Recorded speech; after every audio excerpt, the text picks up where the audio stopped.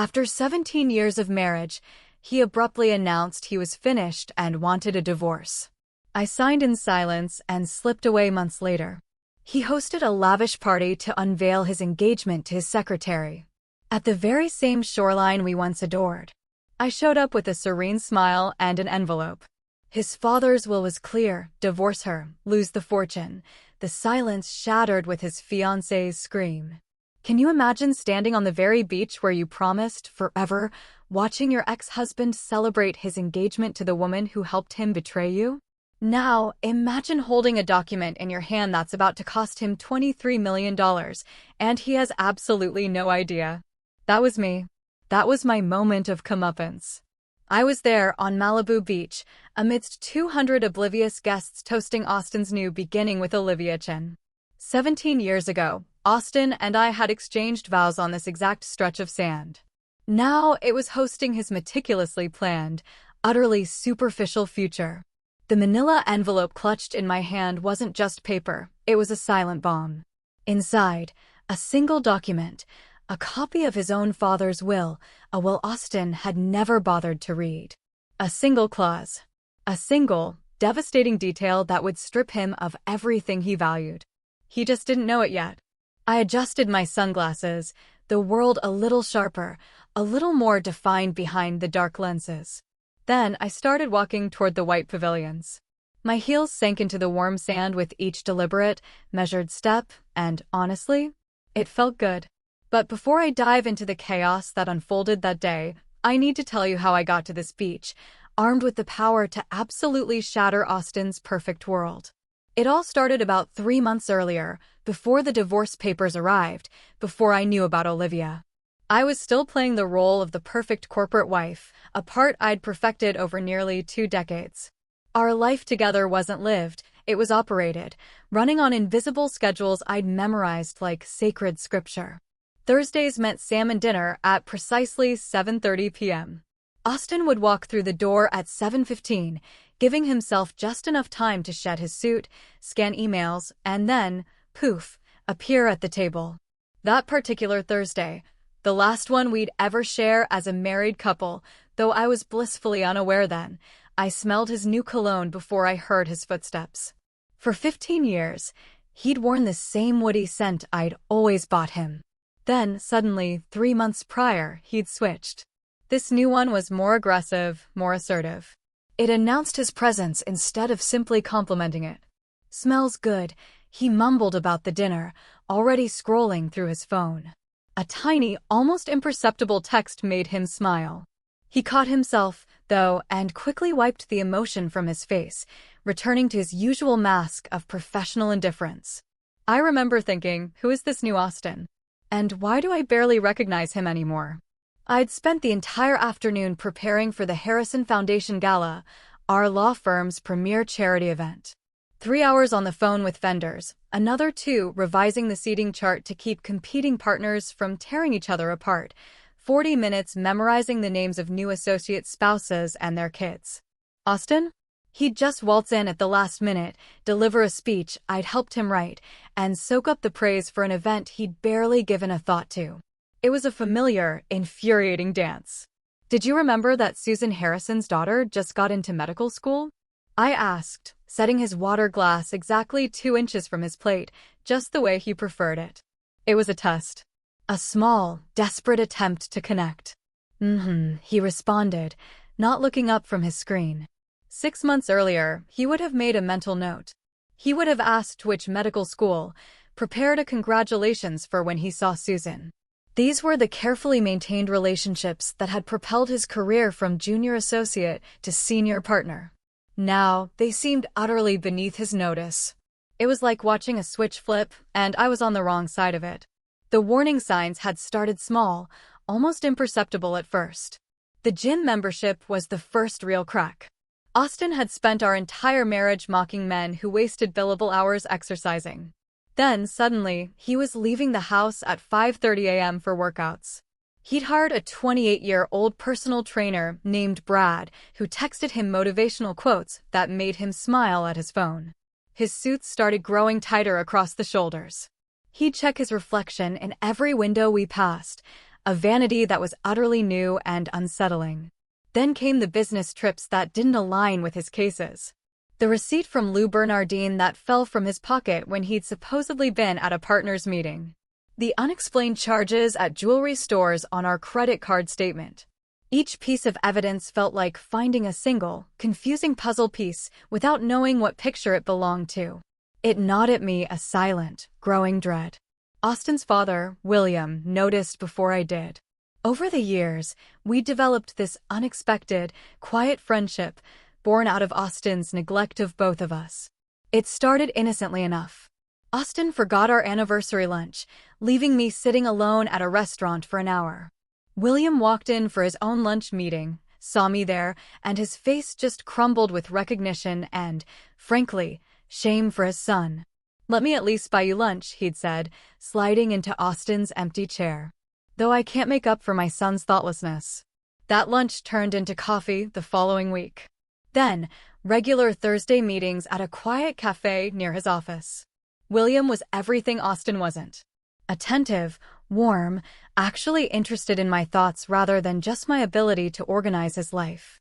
He told me stories about Austin's mother, Eleanor, and how he'd realized too late what she'd sacrificed for his success.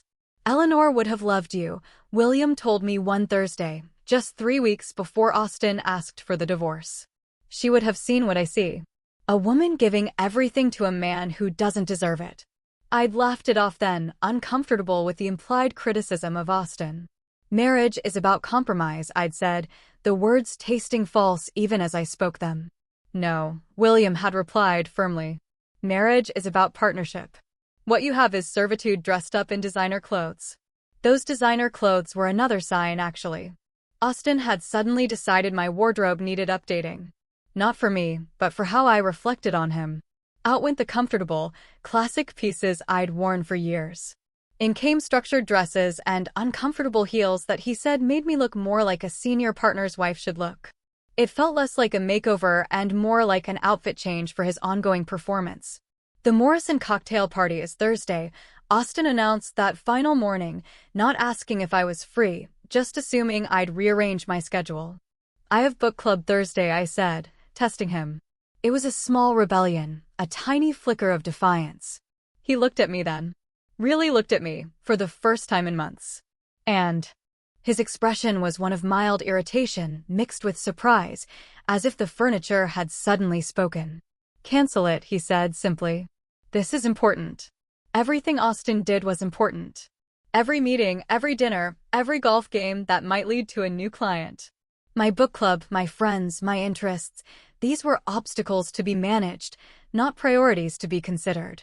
Standing here now at his engagement party, watching him laugh with his senior partners, his hand possessively on Olivia's waist, it all clicked into place.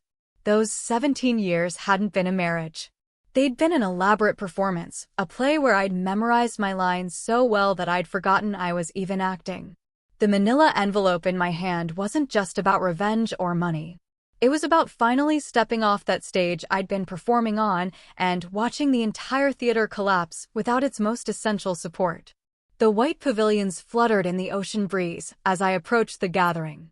But my mind pulled me back to that Thursday evening 3 months ago when everything shifted. I can still hear it, the mechanical precision of plates sliding into the dishwasher rack, each movement deliberate and calculated, as if Austin had rehearsed this moment in his mind. The kitchen felt smaller that night, the walls pressing in as he spoke without even turning around. "I'm done, Kay. I want a divorce." 5 words, delivered to the back of his head. I'd been holding a glass of Malbec, and I remember watching the wine tremble, tiny ripples disturbing its surface. The refrigerator hummed louder than usual. Or maybe the silence between us just amplified every sound. There was a water stain on the ceiling I'd never noticed before, shaped exactly like a question mark, and I fixated on it while my marriage dissolved in the space between the dishwasher and the kitchen island. "That's it." My voice had come out steady, which seemed to surprise both of us. 17 years, and you're done?" Austin finally turned then, wiping his hands on the dish towel with the same methodical care he applied to everything. His expression was closed off, professional. the face he wore for difficult client meetings. "We both know this hasn't been working," he said, folding the towel into a perfect square. "It's better to be honest about it." The conversation lasted exactly 12 minutes. I know because I watched the microwave clock the entire time, green numbers marking the systematic destruction of everything we'd built. Austin outlined his plan with the chilling efficiency of a corporate merger. He'd already consulted a lawyer, already found an apartment, already calculated the division of assets. The precision of it told me this wasn't a sudden decision. This was months of planning, delivered in minutes. Over the following 2 weeks, Austin dismantled our life with surgical precision. He packed only when I was at the grocery store on Tuesday mornings or during my Thursday book club. I'd come home to gaps in the closet, empty spaces where his shoes had been, hangers swaying slightly as if disturbed by ghosts. He took his grandfather's Rolex, but left the watch I'd given him for our 5th anniversary. He packed his law books, but abandoned the novels we'd read together during our early, hopeful years. The wedding ring appeared on the bathroom counter on a Wednesday morning, placed beside his electric toothbrush like an afterthought.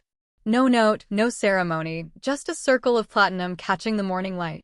I picked it up, feeling its weight, remembering how he'd fumbled putting it on my finger at our beach ceremony, his hands shaking with what I thought was emotion, but now wondered if it was just performance anxiety. I moved to the guest room, unable to face the indentation his body had left on his side of our bed. But his presence lingered everywhere. Dark hairs in the shower drain I couldn't bring myself to clean. The smell of his aftershave clinging to the bathroom towels. The coffee mug he'd used that final morning still sitting in the sink, because washing it felt like erasing him completely. Our neighbor, Janet, pretended not to notice when Austin's BMW stopped appearing in the driveway. She'd wave at me while walking her terrier, her smile tight with the discomfort of witnessed failure. The mailman started leaving packages on the doorstep without knocking, as if divorce might be contagious. Even the house seemed to exhale differently, expanding into the spaces Austin had occupied, testing its new dimensions. The divorce papers arrived on a Tuesday, exactly 2 weeks after Austin's announcement.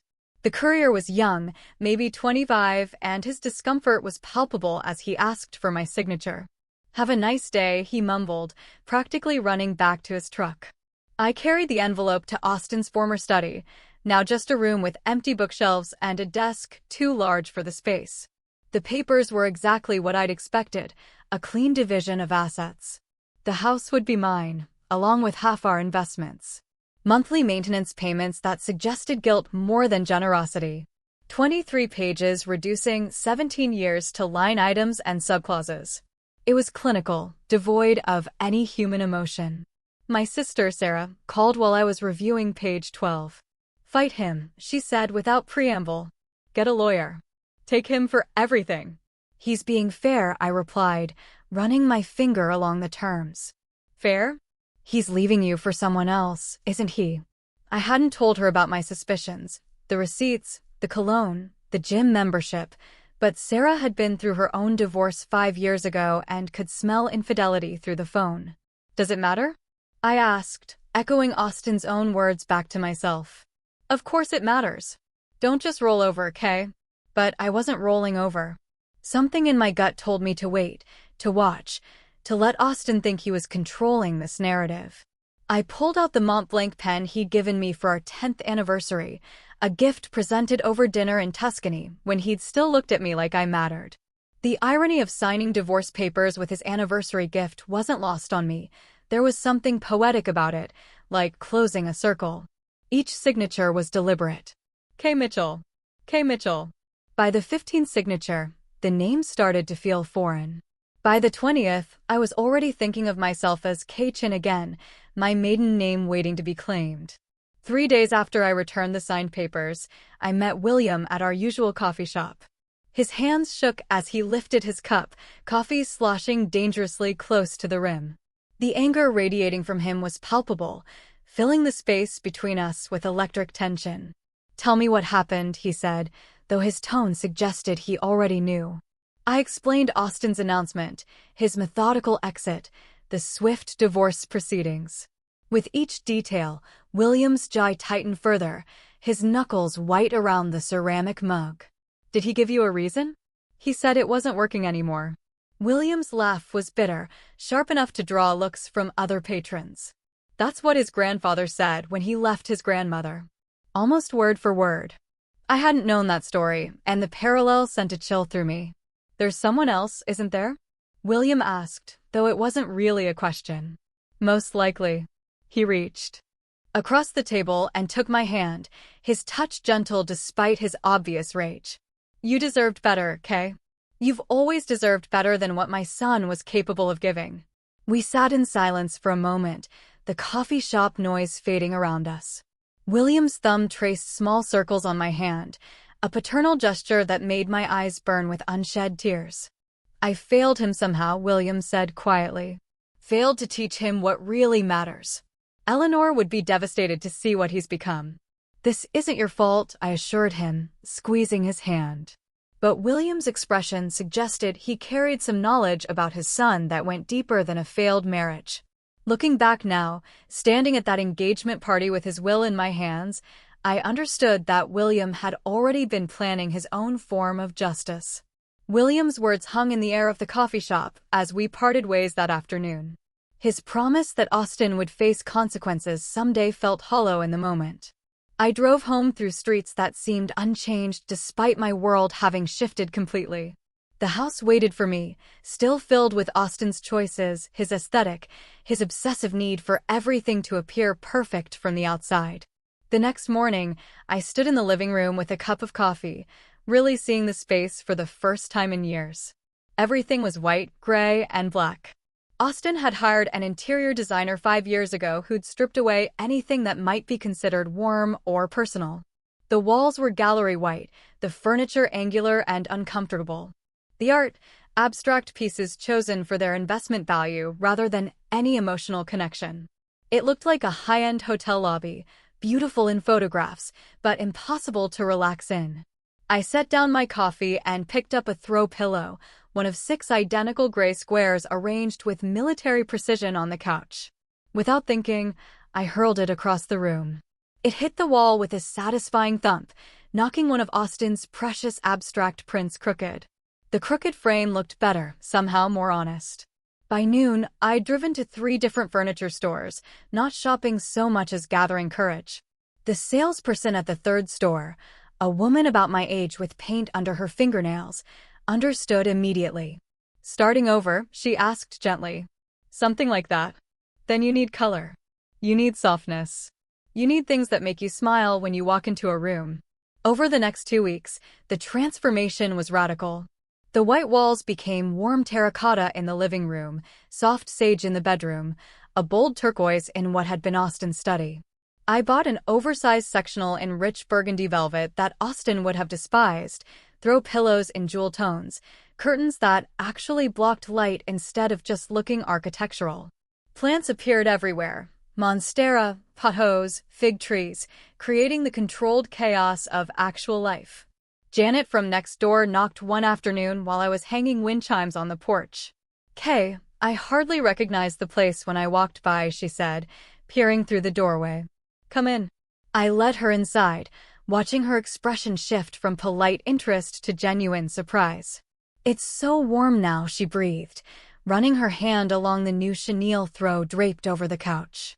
"I never wanted to say anything before, but your house always felt like a museum.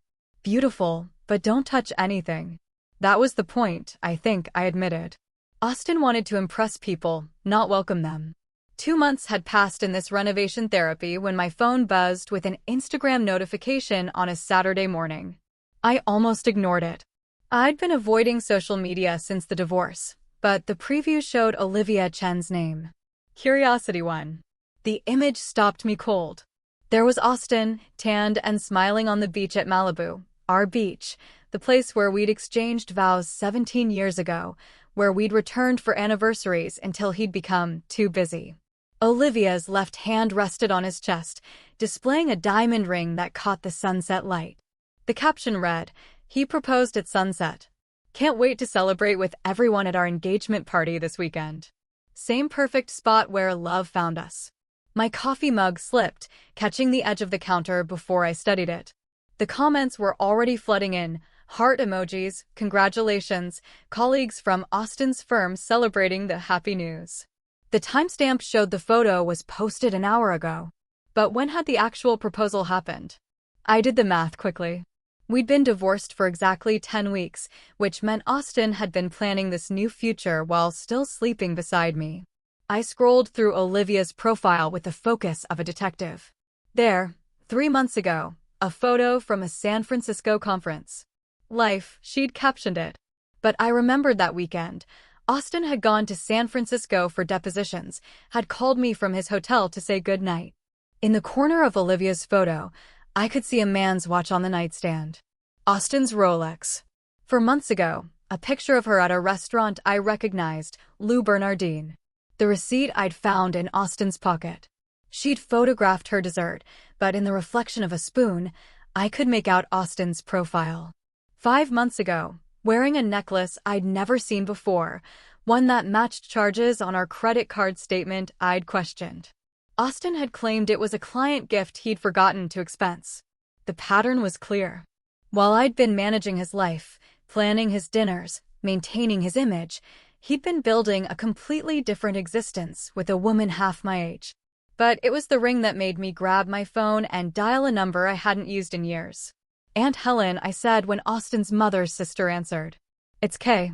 I need to ask you something about Eleanor's jewelry collection." Helen had never liked Austin, had been vocal about it at family gatherings until Austin stopped inviting her.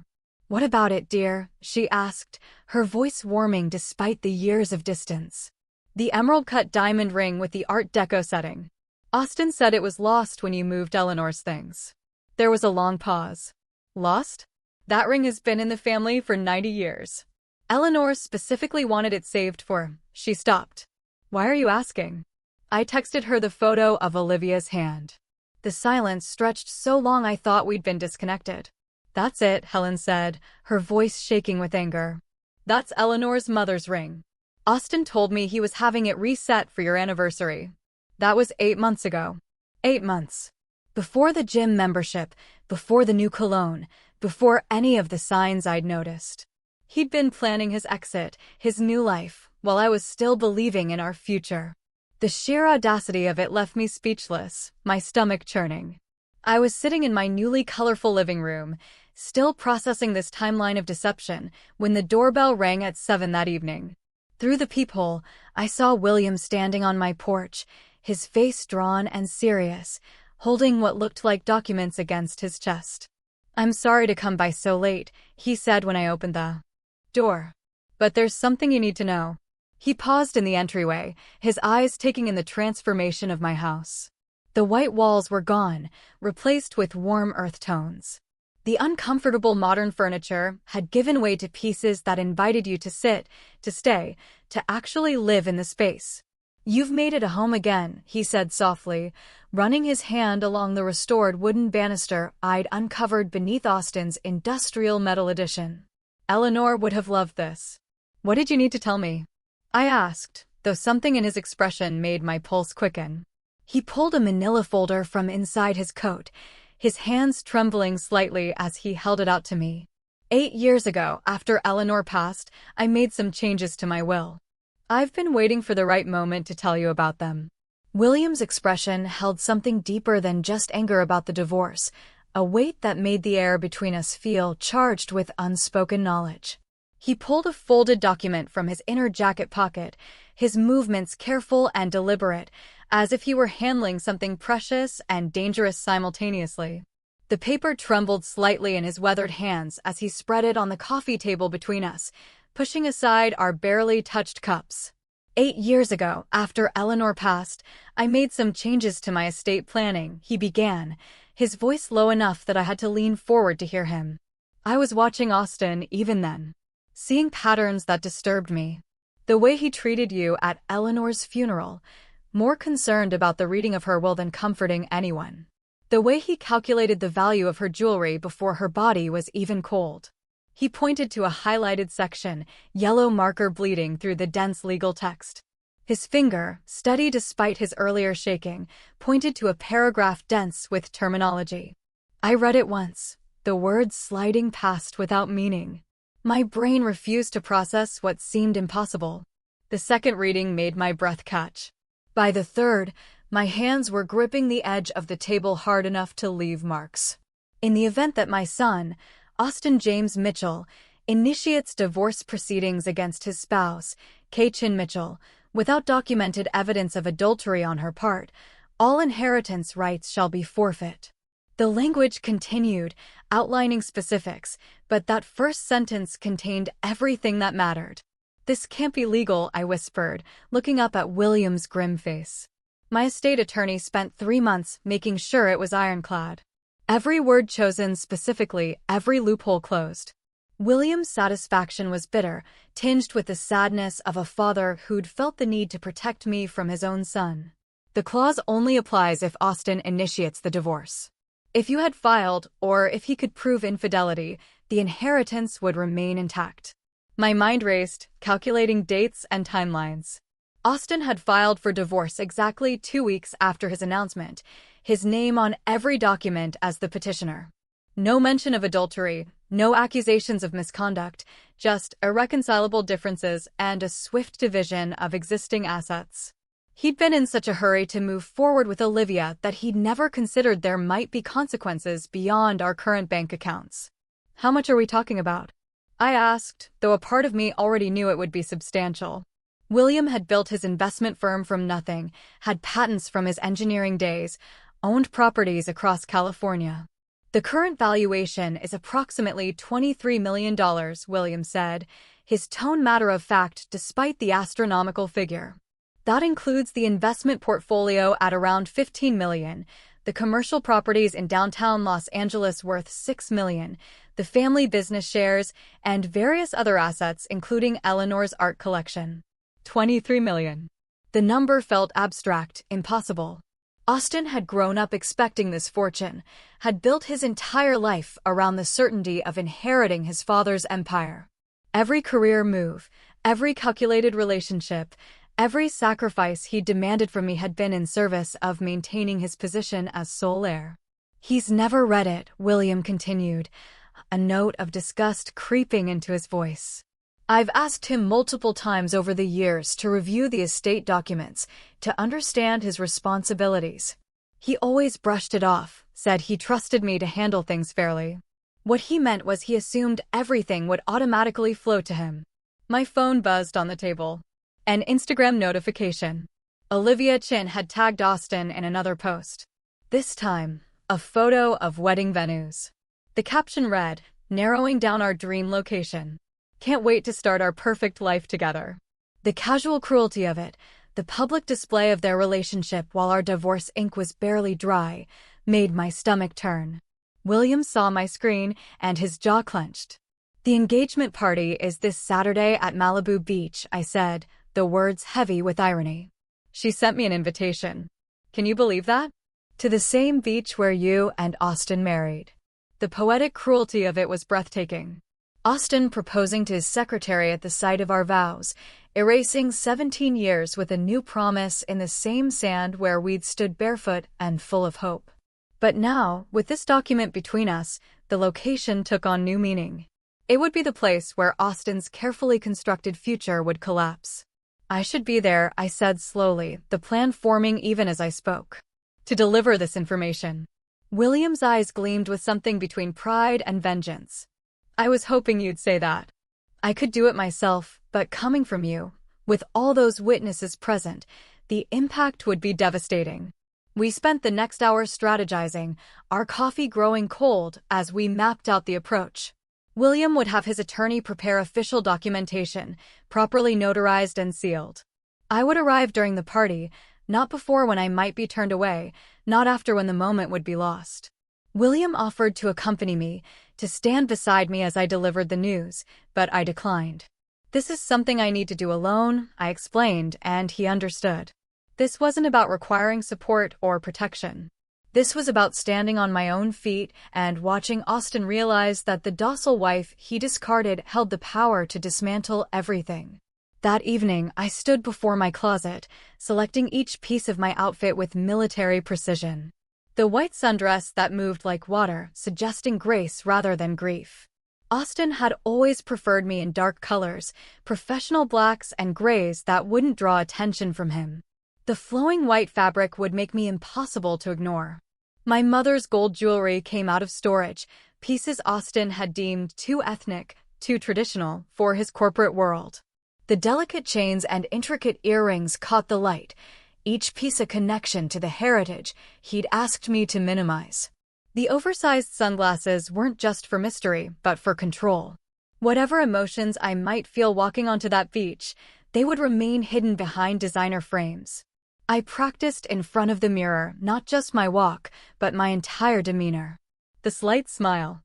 That suggested confidence without aggression. The way I would hold the envelope, casual but visible. The tone I would use, pleasant and calm, as if discussing the weather rather than destruction. This would be the performance of my lifetime. 17 years of playing Austin's perfect wife transformed into one moment of perfect justice. William called that night to confirm everything was arranged. The attorney will have the official letters ready for Monday delivery to Austin's office, he said. But your appearance at the party, that's what will make this memorable.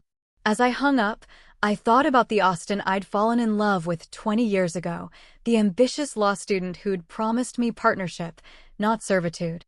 Somewhere between his first promotion and his father's growing fortune, that person had disappeared, replaced by someone who saw people as assets to be managed or discarded. Saturday wouldn't just be about revealing the will's clause. It would be about showing Austin that the asset he discarded had been the one keeping his future intact. Saturday morning arrived with a kind of crystalline California sunshine that made everything look like a film set. I drove toward Malibu with the windows down, letting the salt air tangle my carefully styled hair, knowing I could fix it when I arrived. The envelope sat on the passenger seat, its corners perfectly sharp, the weight of it somehow heavier than paper should be. My phone showed 3 missed calls from my sister Sarah, but I couldn't talk to anyone right now. This moment required complete focus. The beach parking lot was already crowded with luxury vehicles when I arrived at 4:30. Mercedes, BMWs, a few Teslas, and Austin's precious new Porsche, positioned prominently near the entrance. I parked my modest Honda between a Range Rover and an Audi, remembering how Austin used to complain about my car not fitting his image. Today, that simplicity felt like strength. The transformation of the beach was remarkable in its extravagance. White silk pavilions dotted the sand like expensive mushrooms, each one perfectly positioned to catch the ocean breeze without collapsing. The main tent stretched across what must have been 40 feet of beach, its peaks reaching toward the sky in architectural defiance of nature. Beneath it, round tables draped in cream linens held centerpieces of white orchids and pale blue hydrangeas, each arrangement probably costing more than most people's weekly groceries. I recognized the caterer immediately. Maison Blanc had done our 10th anniversary party. The owner, Marie, greeting me personally back then, complimenting my menu choices. Now her staff moved efficiently through the space, carrying trays of champagne and delicate canapés that I knew, without tasting, would be perfect. The string quartet was setting up near the waterline, and as they began their sound check, the opening notes of Pachelbel's canon drifted across the sand. Our wedding song. The same arrangement we'd used 17 years ago, when I'd walked barefoot through the same sand toward a younger Austin who'd cried when he saw me. The florist was another familiar face. David from Botanical Dreams had created our wedding arrangements, understanding instinctively that I wanted wildness contained rather than formal structure. Now his team was placing the final touches on arrangements that looked nothing like what we'd chosen together.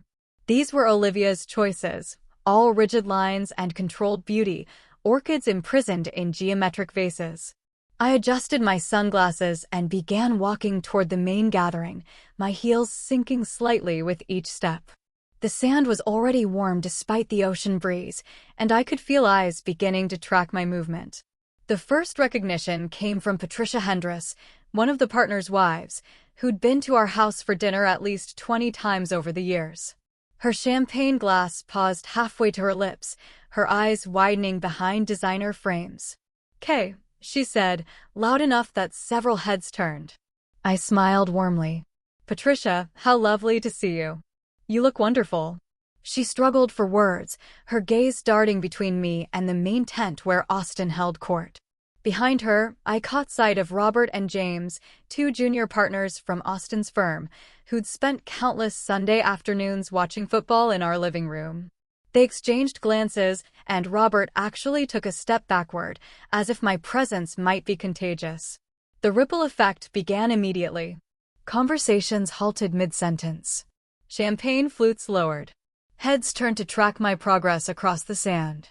I recognized so many faces from 17 years of carefully cultivated relationships. There was Dr. Morrison from the country club, whose affair with his dental hygienist I'd never mentioned to anyone. Sandra Phillips from the charity board, who'd cried in my kitchen after her son's drug arrest, trusting me to keep her secret.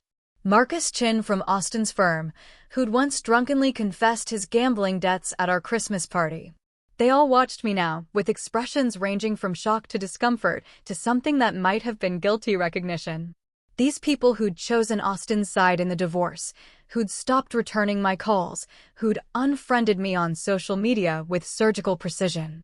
They stood frozen, unsure how to process my appearance at Austin's engagement celebration. I continued walking, my path steady and deliberate. Near the main tent, I spotted the core group. Austin stood at the center, his back to me, gesturing as he told what was undoubtedly a story about his latest courtroom victory. Olivia hung on his arm, her laugh tinkling across the space like broken glass. She wore a white designer dress that probably cost more than most people's monthly rent, the fabric clinging in ways that suggested architecture rather than clothing. Her dark hair was pulled into an elegant chignon, diamonds glittering at her throat and ears. It was Olivia who saw me first. Her practiced smile, the one she'd perfected in countless Instagram photos, froze into something resembling a mask.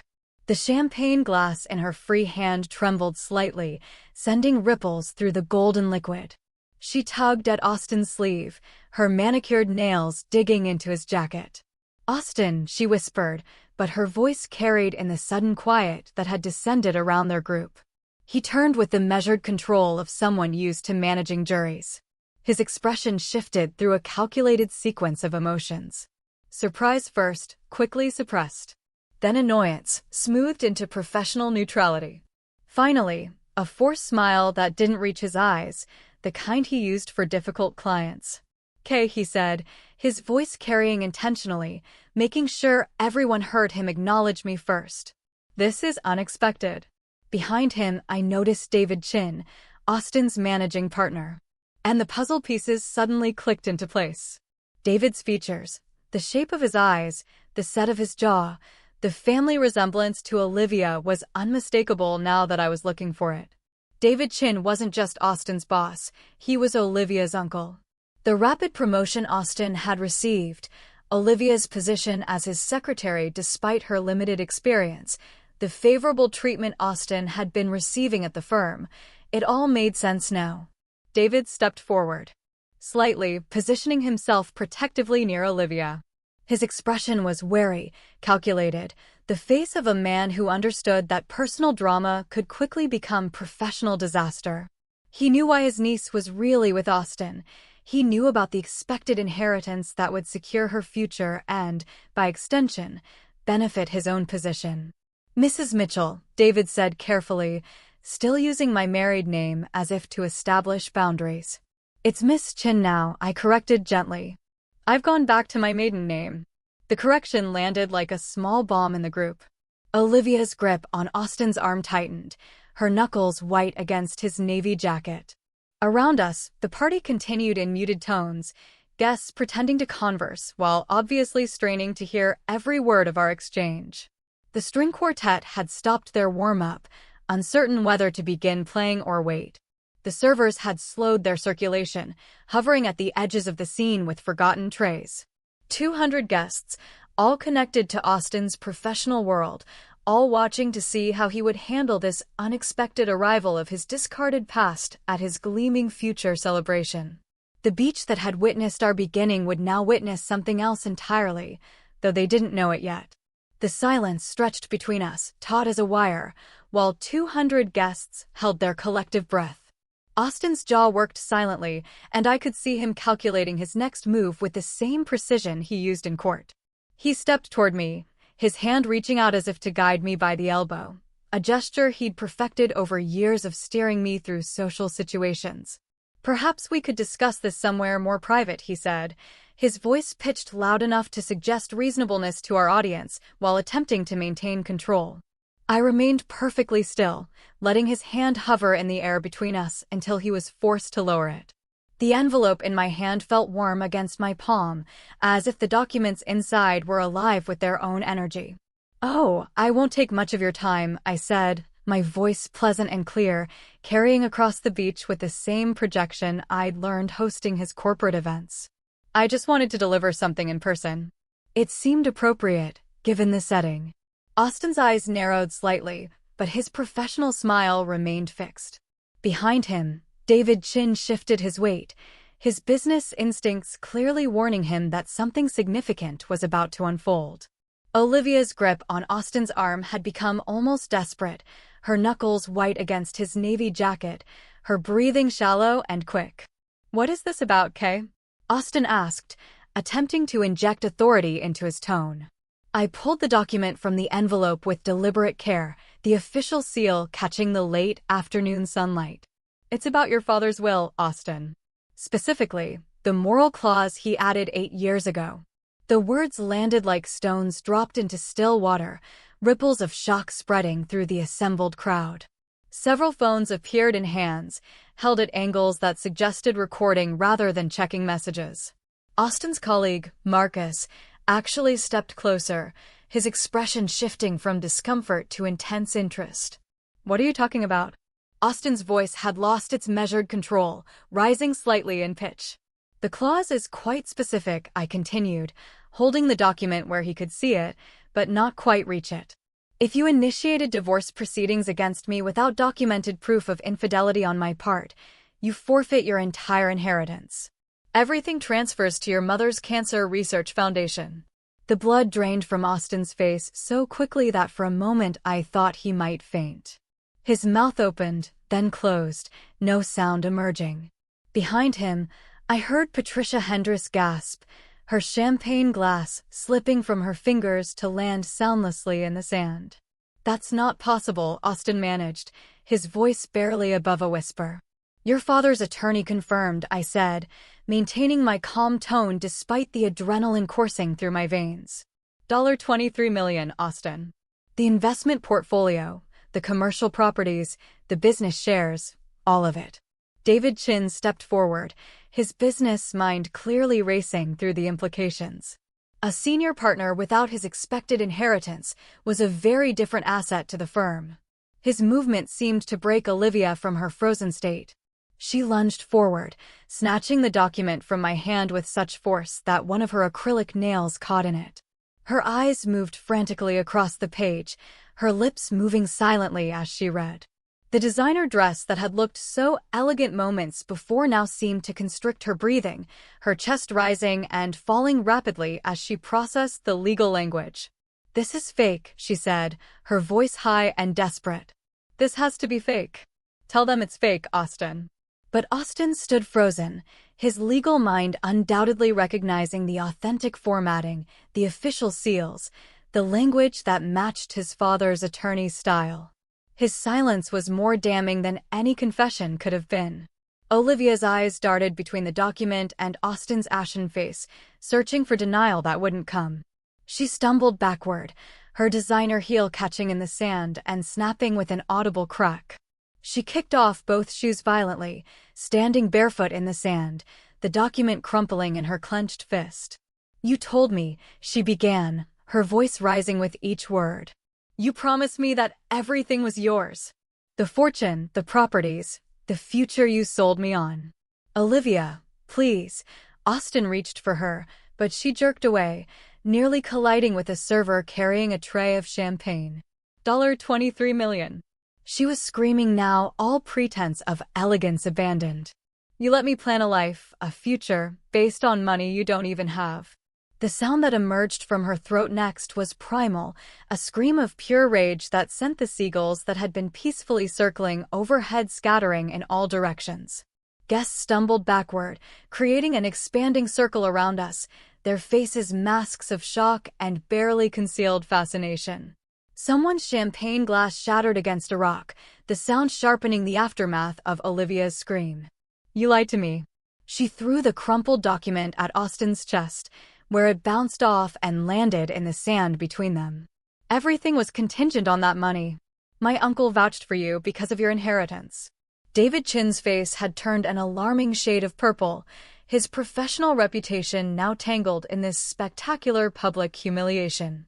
He moved toward his niece, perhaps to quiet her, but she rounded on him with equal fury. You knew, she accused, pointing a shaking finger at him. You had to have known something was wrong. You did the background checks when Austin joined the firm. The revelations sent another ripple through the crowd, background checks that had missed a $23 million contingency. The other partners from Austin's firm exchanged meaningful glances, their faith in David's judgment visibly crumbling. Austin finally found his voice, reaching for Olivia. Again. We can talk about this. There might be ways to contest. Olivia laughed, but the sound was hollow, bitter. With what money? He just became worthless to me, to the firm, to everyone here. She grabbed her purse from a nearby table, knocking over a centerpiece in the process. Water and orchids spilled across the white linen, creating a spreading stain that looked like surrender. The string quartet had long since stopped playing, their instruments held uselessly as they watched the drama unfold. The caterers stood frozen with their trays, unsure whether to continue service or retreat entirely. The notification from William's attorney will arrive at your office Monday morning, I said into the chaos, my voice cutting through the murmurs and gasps. I thought you deserved to hear it first, considering the circumstances. Austin turned to me then, his eyes holding a mix of rage and something that might have been grudging respect. He'd been outmaneuvered, not by aggressive tactics or legal warfare, but by his own arrogance and assumptions. The paradise he'd built with Olivia on this beach that held our history had crumbled in less than 5 minutes. Around us, the perfect engagement party continued its collapse. Olivia was stumbling toward the parking lot, her uncle hurrying after her, their raised voices carrying back on the ocean breeze. Guests were already pulling out phones, not even pretending to be discreet as they texted and called, spreading the news through Los Angeles's legal community like wildfire. Austin stood alone in the center of what had been his triumph, surrounded by the debris of his ambitions. I turned from Austin's frozen figure and began my walk back across the sand, each step deliberate and measured. The white sundress moved around my legs with the ocean breeze, and I could feel the weight of 200 pairs of eyes following my progress. My heels sank deeply into the sand with each step, leaving perfect impressions that the incoming tide would soon erase. But for now, they marked my path away from 17 years of marriage and toward something I couldn't yet name. The crowd parted as I approached, creating a corridor through their expensive clothes and shocked faces. Patricia Hendress reached out as if to touch my arm, then thought better of it, her hand dropping to clutch her pearls instead. Robert from Austin's firm actually nodded at me, a gesture somewhere between respect and acknowledgement, as if he'd just witnessed a masterful closing argument in court. Sandra Phillips mouthed what might have been, good for you, though no sound emerged. Behind me, the chaos continued to unfold. I could hear Olivia's voice carrying on the wind, sharp bursts of anger mixed with what sounded like sobbing. Austin's voice rose occasionally, trying to restore order, to manage the situation the way he managed everything else in his life. But some things couldn't be managed, controlled, or negotiated away. Some consequences arrived with the force of natural law. Marcus Chin stepped directly into my path, his expression unreadable. For a moment, I thought he might say something, might try to defend Austin or condemn me for my timing. Instead, he moved aside with something approaching a bow, a gesture of recognition for what I'd just accomplished. As I passed, I heard him murmur to his wife, Austin should have read the will. First rule of law: always read the documents. The sand gave way to pavement as I reached the parking lot, and the solid ground beneath my feet felt like crossing from one world into another. The sounds of the party, the murmuring voices, the distant crash of waves, someone's nervous laughter, began to fade. I could see my Honda ahead, modest and reliable among the luxury vehicles, waiting exactly where I'd left it. My phone buzzed in my purse as I reached the car. I pulled it out to find a message from William, time-stamped just minutes ago. He must have been watching the clock, knowing approximately when I'd deliver the news. The message was characteristically brief.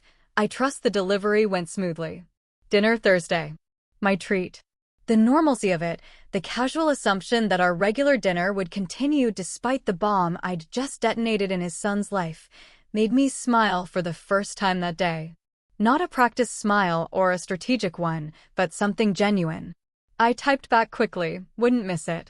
Your son now knows what he lost. My hands were perfectly steady as I unlocked the car and slid behind the wheel. No trembling, no delayed shock, no sudden rush of regret or doubt. The strange calm that had carried me through the confrontation remained solid as bedrock. This wasn't the shaky equilibrium of suppressed emotion, but something deeper, more fundamental, the peace that comes from finally, fully standing in your own truth. I started the engine and pulled out of the parking space, taking one last look at the beach in my rearview mirror. The white pavilions that had looked so elegant an hour ago now seemed like monuments to Austin's hubris, temporary structures that would be dismantled by morning, leaving no trace they'd ever existed. The ocean continued its eternal rhythm, unconcerned with the human drama playing out on its shores. This same stretch of sand had witnessed our wedding 17 years ago, when I'd walked barefoot through the surf in a simple white dress, believing in forever. The coastal road curved away from the beach, and I followed it past familiar landmarks that felt like mile markers of our relationship. There was Ocean View Restaurant, where Austin had proposed down on one knee with a ring he'd chosen without consulting me, so certain I'd say yes that he'd already made reservations for our engagement party. The Seafoam Inn, where we'd spent our wedding night, where he'd carried me across the threshold with promises of partnership and equality that had evaporated like morning mist. Each location I passed felt like shedding another layer of the past, leaving it behind on this stretch of California coastline.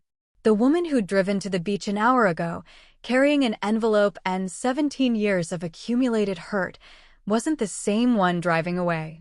That woman had been defined by her relationship to Austin, as wife, as support system, as the silent foundation of his success.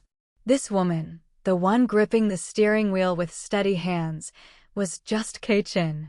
No suffix required. The highway opened up before me, and I pressed the accelerator, feeling the Honda respond eagerly. There was something profound in this moment that had nothing to do with Austin's financial destruction or Olivia's public humiliation. It wasn't about the money he'd lost or the consequences he'd face Monday morning when William's attorney made everything official. The truth was simpler and more complex simultaneously. Revenge, I realized, wasn't about actively destroying someone. It wasn't about planning their downfall or orchestrating their humiliation.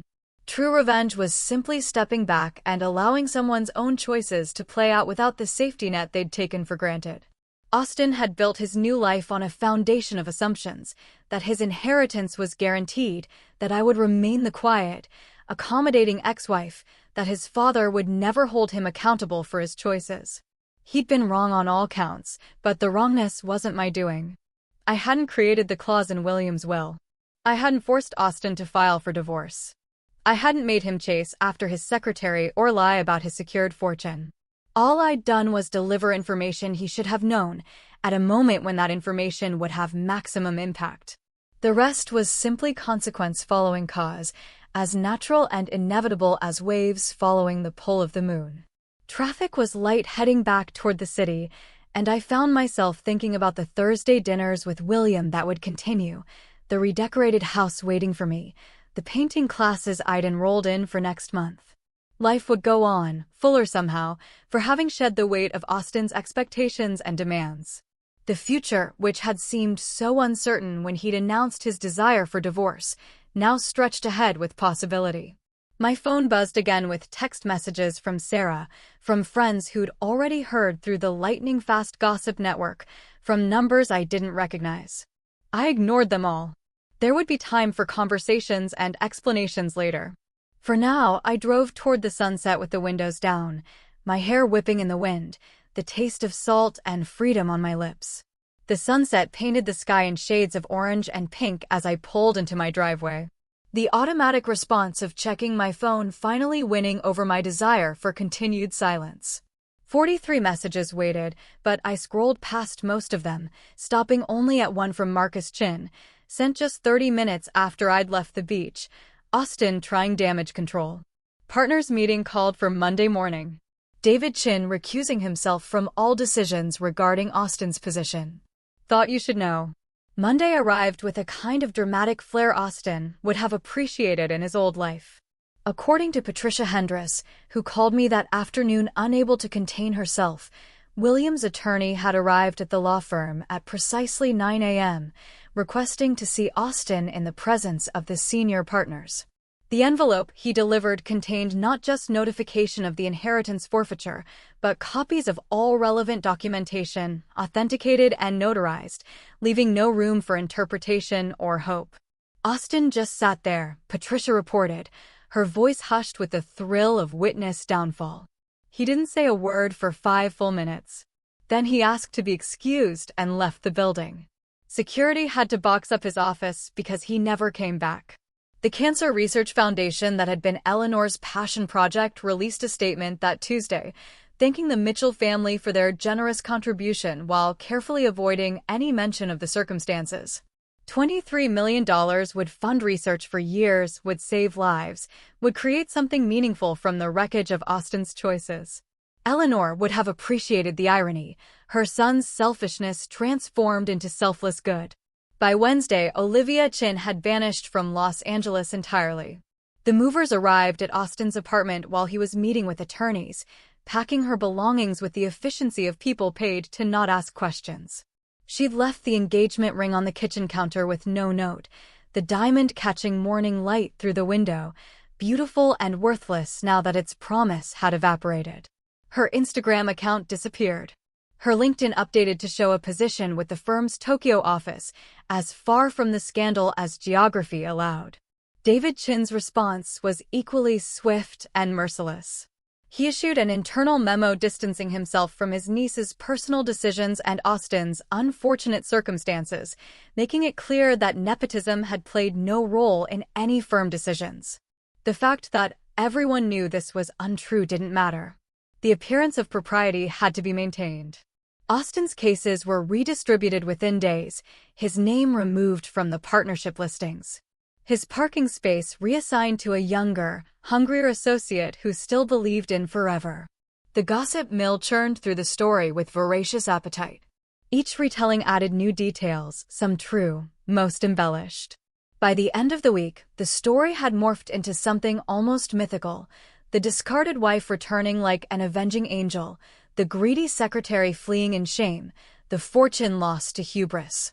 I heard versions where I'd planned it all from the beginning, where William and I had conspired together, where Olivia had known about the will and gambled anyway. None of them captured the simple truth, that consequences follow actions as surely as shadow follows light. Thursday dinner with William continued as if the world hadn't shifted on its axis. We met at our usual restaurant, ordered our usual meals, and talked about everything except Austin. William had aged years and days, the weight of watching his son's destruction evident in new lines around his eyes. But there was also something like peace in his expression. The foundation called today, he mentioned over dessert. They want to name a research wing after Eleanor. She would have loved that, I replied, and I meant it. 6 months later, on an ordinary Tuesday morning, I ran into Austin at a coffee shop near my art class. I almost didn't recognize him at first. The expensive suits had been replaced with khakis and a simple button-down, the kind you could buy at any department store. His Porsche was nowhere to be seen. Through the window, I could see him walking toward an older model Toyota, practical and unremarkable. "Kay," he said, and for the first time in 20 years, he looked directly at me, really saw me. "Hello, Austin." We stood there for a moment. Two people who had once promised forever, now strangers with too much history. He looked older, certainly, but also somehow clearer, as if losing everything had scraped away decades of pretense. "I work at a small firm in the valley now," he offered, unprompted. "Personal injury cases, mostly. It's actually interesting, when it's about helping people instead of just filling hours." "That's good," I said, and found that I meant it. "I wanted to apologize," he began, then stopped, seeming to realize the inadequacy of words. "Not for your benefit. I know it's too late for that. But I need you to know that I understand now what I threw away, what I never saw when I had it." I studied his face, searching for the manipulation that had always been there, the calculated words designed to achieve a specific outcome. But there was nothing strategic about his expression, just exhaustion and something that might have been genuine regret. "Understanding too late is still understanding," I said finally. He nodded, started to say something else, then thought better of it. We parted ways without goodbye. Two people walking in opposite directions, finally free of each other's orbits. Thursday dinners with William became the cornerstone of my new life. We explored restaurants across the city, talked about books and art and travel, built the kind of relationship I'd always wanted with my own father but never had. He helped me understand tax implications when I sold some investments, celebrated with me when my first painting sold at a local gallery, listened without judgment when I talked about maybe dating again someday. The house became truly mine through small transformations. Austin's home office became my art studio, north-facing windows flooding the space with perfect light.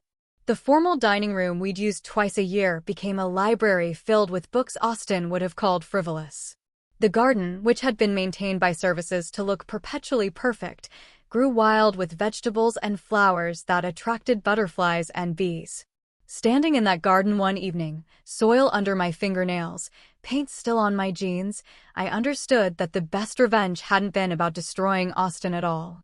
It had been about refusing to be destroyed myself, about walking away from that beach, from 17 years of diminishment, toward a life that was entirely, authentically, unapologetically mine. The woman who had stood at Malibu Beach with an envelope full of consequences had been seeking justice. The woman tending tomatoes in her own garden had found something better. She had found herself. Seriously, what would you have done in my shoes? Or have you ever found your own power in a situation you thought would break you? Let me know in the comments below. I'm genuinely curious to hear your take.